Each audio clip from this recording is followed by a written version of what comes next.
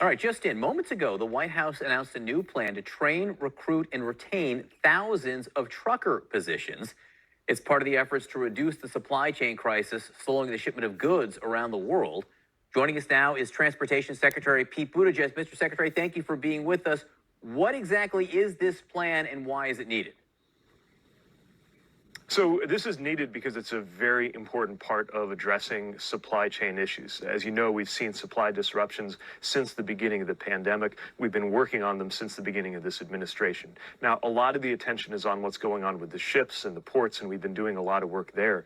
But a lot of the issue has to do with trucking capacity in all parts of the country. Remember, these truck drivers are the definition of essential workers. You can't do that job from home. You can't do it over Zoom. And we have absolutely depended on them to get everything from vaccine supplies to Christmas presents where they need to be. But we are at a moment where we just don't have the trucking capacity that we need. So we're teaming up with the Department of Labor, taking a number of steps across the next 30, 60, 90 days and beyond. In the near term, a lot of it's about taking down some of the red tape that gets in the way of people who want a career in trucking, being able to get tested for a commercial driver's license, for example.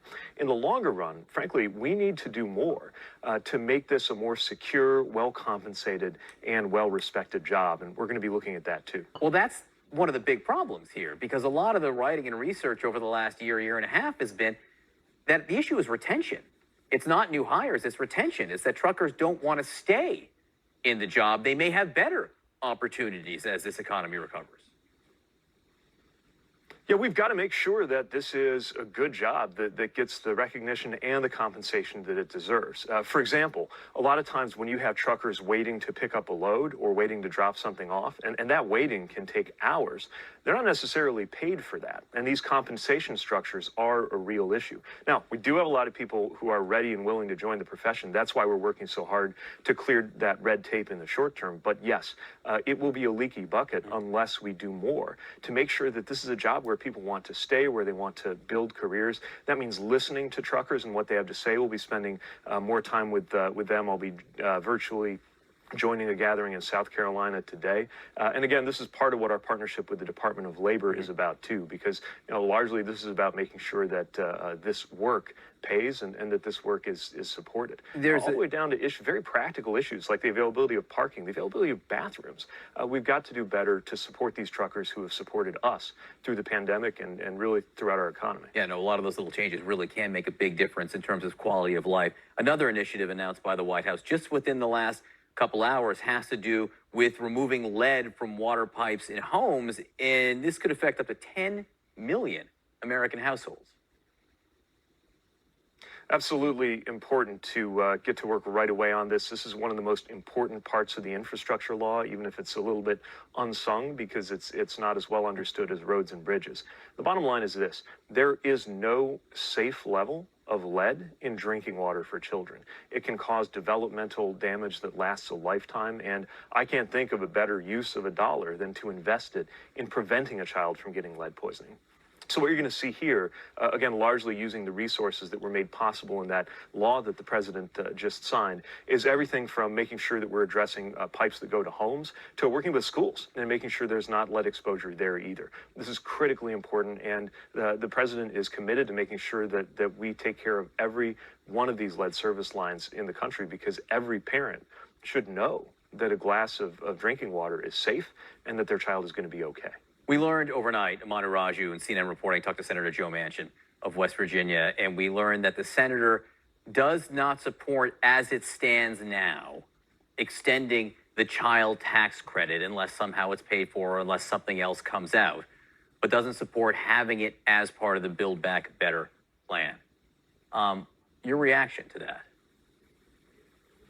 Well, we believe in the child tax credit. We believe it's good policy. As you know, there's a negotiation underway about exactly how to get this and the other elements of the president's economic package through. I believe we will, and I think we will because it's so important to the American people, and it's so important in terms of our economy.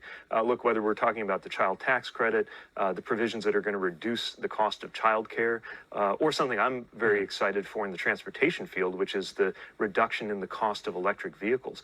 All of these things, reducing costs at a time like this and putting money in families' pockets, especially as we're continuing to see the effects of inflation, incredibly important, incredibly urgent, and I do believe it'll get done. Are you disappointed in Senator Manchin? Look, this is part of the give and take of the process of negotiating a very large, very complex, very important legislative package. But again, at the end of the day, I think we're going to get through this. And when we do, adding this to the historic effects of the infrastructure law that we're already getting to work putting into action, this season of legislative action, I think will be remembered as one of the most productive and important in modern times. Very quickly, the CEOs of Southwest and American Airlines both testified that they weren't sure that they didn't think actually that masks were necessary anymore in flight. We had the former Surgeon General Jerome Adams on last hour who said that was reckless, and he was disgusted by those comments. Your thoughts?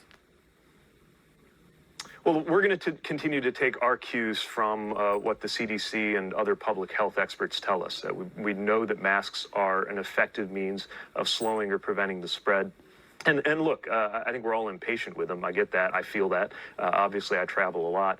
But especially at a time when we still have uncertainty with new variants coming and going, it makes sense to err on the side of caution precisely so that we can continue to have an economy and an aviation sector that's thriving. You think about how close to the brink the American airline sector came in the early days of the pandemic. We're proud of the action that has made it possible for these workers to keep their jobs and for travelers to be able to keep traveling, but keeping that up does mean taking those extra precautions. That's why they're there, and of course they're there to save lives. Secretary Pete Buttigieg, thanks so much for being with us. Thank you. Good being with you.